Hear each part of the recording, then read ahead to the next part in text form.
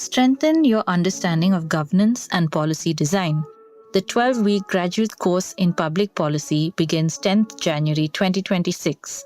Apply by 30th November 2025 to avail a 10% early bird scholarship. Welcome to All Things Policy, a daily podcast by the Takshashila Institution. We are a bunch of policy nerds based in Bengaluru, and we like bringing fresh perspectives to Indian affairs and Indian perspectives to global affairs. So grab a cup of coffee, sit back, and join us for today's chat. Hello and welcome to All Things Policy, your favorite daily public policy podcast. Today, I am delighted to host Astha Rastogi, Program Manager for Defense and Foreign Affairs at the Takshashila Institution. Welcome, Astha. Thank you, Bhumika. So today we'll be exploring a part of public policy that we do not usually talk about, which is the role of creativity in shaping public policy, right? So it's not just art, but everyday creative action like walk audits, Instagram explainers, documentaries, and visual research are some of the things that we'll be discussing in this conversation. Over the last few years, these forms of creativity have shaped how India thinks, votes, behaves, and ultimately how policy gets made. So Astha, would you like to briefly take us through on the key things that we would be focusing on in this conversation? Thank you, Bhumika, for that nice introduction. So I would want to start with just saying that public policy isn't just that it is not something which is shaped inside ministries or think tanks. It is not something that only bureaucrats talk about, but it is also something which is shaped by people for whom it is made. So basically, it's shaped by anyone who can make a problem visible, relatable, or urgent. And some of the most influential actors today are not even policymakers. They are creators, filmmakers, citizen volunteers, and design researchers. We are going to group this into three buckets, which is civic creativity, digital creativity, and narrative creativity. Each of them has driven very real changes in India's policy ecosystem. So, perfect. So, while talking about how we can participate in influencing policy decisions in our everyday lives, let's start with civic creativity. So, where citizens use simple, low-cost, inventive approaches to highlight public problems. So, as I remember that you mentioned an example of the ugly Indians in Bengaluru. So, why don't you take us through that instance and explain about civic creativity? So this was one of the the initiative was by Ugly Indians, and they conduct walks across Bangalore, and these are walks which are taken by people of the locality, and they also come from different locality, and they try walking a stretch on a footpath. And what happens in the process is if the footpath is broken or they have to take like another route to just navigate through the road, is all of that is captured in some way, and the feedback in the end is taken if the footpath was walkable or not, and then BBMP would take note of it. So in the whole process, there was no lobby or anything as such was done. They just quietly fixed broken corners, repainted public walls, cleaned bus stops, and repaired footpaths. And this is a huge thing, right? Like I've seen so many footpaths which are not now walkable in Bangalore. And what they really innovated was a method, the spot fix. It was practical, repeatable, and it showed city that it was possible. So they also did something called as walkability audits. So literally walking the footpath and documenting every pothole, obstruction, and a broken slab. And these videos were circulated widely and shaped the public conversation around non-motorized mobility. So basically, who want to just walk? People, there are pedestrians, and I think pedestrians are also people who should be respected for their willingness to just walk, right? So in this case, what happened was the creativity led to visibility, and then there was a response from the municipality. And in Bengaluru, the following principle of pedestrian first emphasis was taken up, and then there were like 1,000 kilometer of footpath was constructed, and this is like an ongoing effort which is taken up by BBMP now. So it's a great way to like kind of translate something which is driven by people into like an initiative which probably in the long run, if you see, can be replicable to other cities. Hey, interesting. So that's very interesting that you also mentioned the policy outcome in case of Bengaluru at the end there. But from what I gather, it's not. It's this sort of movement is also, I think, visible in other cities, right? So there's Chennai's Urul Sevam initiative, which was used to create, which installed creative and temporary art pieces around polluted lakes, which drew public attention to ecological degradation. And that push eventually contributed to the city increasing the funding for lake restoration, distilling, and percolation pits, right? So there's another instance where similarly Pune's cycling community also used creative demonstrations, slow cycling parades, there were costume rides and public cycle buses to build public pressure for dedicated cycling lanes. So these ideas aren't just technical, they are creative, and they influence city level budgeting, which affects our everyday lives, right, in terms of transportation and other issues that we face in sort of. Absolutely. So you're right. Like these movements, or you can say these initiatives, are great conversation starters, and also to get traction from the governing bodies, like urban local bodies, right? Like they can like do their interventions, see that what is working out, what is not working out. So like you mentioned in Pune, dedicated cycling paths can actually lead to like a sustained intervention in terms of people actually taking up cycles to work or like nearby places. So these are things, if there is a cohesion between the civic body and the governing body, it can actually pan out into a great intervention, like I said before, also replicable in different states, different cities, and similar interventions can be thought of. Right. So civic creativity essentially works because it makes these infrastructure failures more visible to policymakers, and sort of impossible to ignore once the civic body sort of makes up their mind to highlight those issues, right? Yeah. So, but then there was also one more aspect that you talked about, Asta. Let's move on to digital creativity. So what does that entail? So as you know, Bhumika, digital creativity is now booming. We have creators doing all sorts of work, from lifestyles to talking about civic sense to talking about how one should behave in a public space, all of that.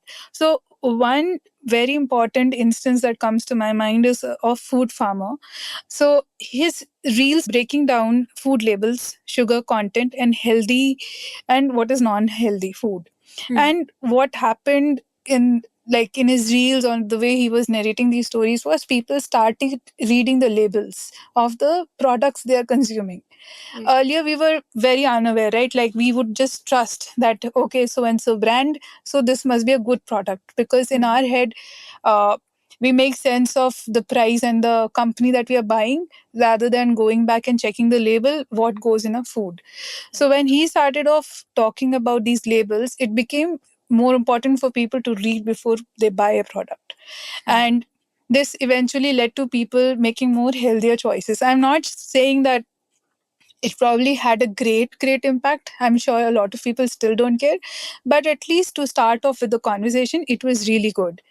And then the other very important example that comes to my mind is the environmental creators have done something similar, which is people like Akash Ranison simplified concepts of EPR, carbon footprints, and microplastics, helping the broader public understanding environmental rules that were previously only discussed in niche circles. And this has strengthened the municipal communication efforts around waste segregation and recycling. So, like, these are, if you think of, there is no direct intervention, but these are things to actually, you be thinking of waste segregation, waste management in your own house? Would you be? Unless there's a system that exists that enables you to segregate your waste collection, right? So you need to have the education first to translate into action, and then the infrastructure to support it. So things have to be in place to actually cause that domino effect, like the chain reaction of the actions to lead to a change or the policy to shift. And actually, these content creators are doing such work, starting the conversation, making people think, and then people demand infrastructure to actually lead to it. Right. Yeah. So here, what I could think of is that digital creativity is sort of this concept of civic creativity that we previously discussed to a virtual platform, right? Yeah. So while civic creativity can influence policy making on a very local sort of city level governance, digital creativity, I think, can have a wider impact, a Yes. wider reach, Yes. and can also sort of tackle, I think, greater issues as well, right? So, and what makes digital creativity also work is that it translates policy problems into very personal, very relatable stories. So, when there's a reel that explains extended producer responsibility or sugar labeling, as you mentioned about ingredients, like reading the ingredients, it makes these things very understandable to a million people, right? So then policymakers and then people understand the need for a policy intervention in this area, and then policymakers pivot towards it. So it shifts the incentive structure for regulators and industries at the same time. Yes. So that's what, Bhumika, like you can't expect the state to do everything for you, right? Like it's also a very civic driven thing. You need to have skin in the game, right? That's the idea. Like if you think this is important to you, you will eventually work for it. And it's just not translate into just individual action. It's a whole community driven thing. If you think that air pollution is going up, so as a city, what people can probably do is like carpool or use public transport, and then they can advocate about or talk to the governing bodies about bringing those infrastructures in place. So it starts first with what you are actually doing and how your thinking translates into your action. Absolutely. Yeah. So now, Asa, there was one more which I found was interesting in the first three points that you mentioned, is this category of creative research and think tank communication. So can you take us through that as well? So creative research, think tank, and communication basically is a lot to do with public policy, right? Like think tanks pick up issues which are relevant to the current context. They conduct research, they publish papers, and then this gets picked up by ministries and it's taken up as a policy shift in some ways. And in past few years, I've seen the ministries have opened up policies for recommendations, and that becomes a great way of kind of coming up with your recommendations and saying, okay, so in this state this kind of recommendations would work. So policies should be more context based, is what we have to understand. They cannot be something like, these are not rules written by like a central government kind of thing. It's more federated, more than we actually can think of. Even within a state, we have administrative level demarcations, and each administrative would have its own way of functioning. So if we understand context and then we translate the larger goal into a smaller one, to understand that what fits in this administrative, and then break it down to further like district to block levels to village level, then it translates into a meaningful policy. Then it translates into a research which is conducted with thinking of the people and not about the outcome it will bring, because outcomes would be later. You first have to get people to get into it, to get interested into something that you want to sell, basically. So be it education, be it health, be it Swachh Bharat Abhiyan, be it anything, even civic behavior for that matter, what matters most is that you have to first get people interested in talking about it. And the role of a think tank or creative spaces is to start these conversations amongst people, and then they will get interested.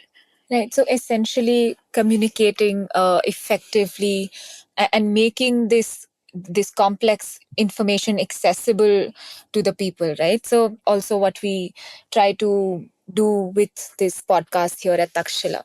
So, Asta, there was one more category that you mentioned, which was about narrative creativity. So, essentially, that entails long form storytelling. Would you elaborate on that as well? Uh, yes, Bhumika, in a minute. But my question to you would be, like, in recent times, have you seen any movies, any documentary which was directly related to some social issue and it got you interested in it? Like something that you never thought of otherwise, but some documentary that moved you. Oh yes. So not a documentary, but this film that also got very popular, right? Lapata Ladies, which talked about Yes. issues that really go just unnoticed in our lives. But then the fact that that film chose to highlight those issues, and also the fact that it got acknowledged so widely. Mhm. So I think that is a form where people could also relate to the characters that were shown in the movie. Right. So I think that was what was important in that movie, is that just through the sort of representation of the characters that they chose, Yeah. and the way they showed their characters, it made the viewers very they show the characters like they're our next door neighbors, right? Right, right. So the relatability factor. Yes. So what kind of stories do we remember are the stories with which we relate the most, right? So Yes. same thing is like this, it's the same thing with policy or anything that we are passionate about. So the minute it becomes relatable is the minute you also remember it for life. So which is why we are coming to our this segment, which is the narrative creativity, which is like about films, series, documentaries, whatever we see around. So this is a third category, which is long form storytelling that shapes the emotional climate in which policy is debated. We can take the example of Elephant Whisperers. It actually humanized the relationship between tribal caretakers and wildlife. After the film's success, Tamil Nadu revived the discussion on elephant corridors and expanded welfare measures of forest dependent communities. Oh. Did you know that? Like, a movie can actually lead us to thinking of these integrating communities with, forest dependent communities with the elephants. Yeah, that's really interesting that it translated into this outcome as well. Yeah. And then there is series called Kota Factory. I'm Oh, sure yes. everyone knows about it. It's a very mainstream series. Is another example. So it brought the issue of academic pressure and student mental health in the center stage. And soon after this, Rajasthan issued guidelines requiring coaching centers to offer mental health support, which is like a direct administrative response to an issue amplified by narrative storytelling. Right. So, and there was also this example of Delhi crime, right, which Yeah. renewed conversations on forensic capacity, which led to multiple states publicly announcing upgrades to their FSL infrastructure. So, even commercial films like Article 15, Yeah, and have sparked discussions. yeah, or Jawan have sparked discussions around caste discrimination, governance, and surveillance. So these aren't just policy briefs, but they create a right. So there's also this example of Delhi crime, no? So which renewed conversations on forensic capacity, and it also led to multiple states to publicly announce upgrades to their FSL infrastructure. So it's interesting how even commercial films like Article 15 that have sparked discussions around caste discrimination, governance, and surveillance. So these aren't just policy briefs, but they create public attention to issues, and which then create political room for action, which otherwise won't be sort of easily accepted by the public, right? So these long form storytelling essentially shifts what citizens care about and how citizens think about a Yeah. particular issue, and which then also makes the governments prioritize it. Yes. Right. So Asa, about some sort of concluding points, tell us why do you think this creativity matters for policy? Why do all of these forms of different sort of ways of expressing and bringing issues to light so creatively matter, and how do they influence policy making at the end? So, Bhumika, I feel like they matter. First of all, like they matter because not everyone will go read a newspaper. Not everyone will go read a research paper. And the last thing they would do is go read like a policy brief or, the policy document that has come out. Nobody reads that. Nobody cares about it. Also, if you think about it in terms of when does a problem becomes your problem? It becomes your problem when it knocks your door. Otherwise, it's someone else's problem. So till then, we keep waiting. It's not a problem till it knocks a door. So such ways actually make things which are invisible more visible to us. They make it more personal. They make it more important to us, which is why this conversation starts, right? The way the conversation is started is to make it more personal to you, more meaningful to you. Because as long as it's not meaningful to you, which is what I said, like knocking your door, you won't care, right? Absolutely. So let me just bring in this example of, so we see ambulances getting stuck in traffic. It's not a problem for us till we have somebody about whom we care dearly about is stuck in an ambulance in a traffic jam. So we only start talking about it when it becomes personal. So creative ways actually bring in those spaces. They bring in that perspective, they bring in that angle where it becomes important to you. So something which is invisible becomes visible to you. Then it also simplifies the problem for you. You think, so this pothole or this broken bridge cannot be fixed because you don't know who is the governing body. How do you reach out to them?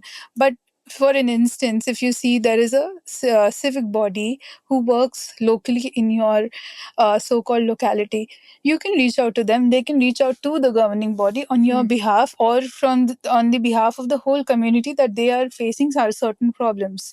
And then it can be resolved. So something which seems complex can become more accessible. Half of the problems can be solved if the systems in place are actually simplified. They become more accessible. Right? The complexity is only at the part of this vagueness of whom do I reach out. So it makes it more simple. And the last thing is that that's the way to go about it. Make it your own problem. If you're getting stuck in traffic, make it your own problem. If you're not able to cycle to your work, it's your problem, right? How do you solve it? Try solving it through civic movements with local bodies, what it can be done, what we as citizens can do. And then, it's if one step taken is 2 steps taken forward, it can be actually solved and resolved is how I think. Right. So essentially, it works in two aspects of policy making, right? One is where the public would like to hold the policymakers accountable for their issues and act on them, and the other is where there's a policy that is to be introduced, and there's lower levels of acceptance. For example, waste segregation, as you mentioned, right? Yeah. So this creative form of telling a story and building stories around an issue, I think, is what also helps in the public accepting the policy in a much better way.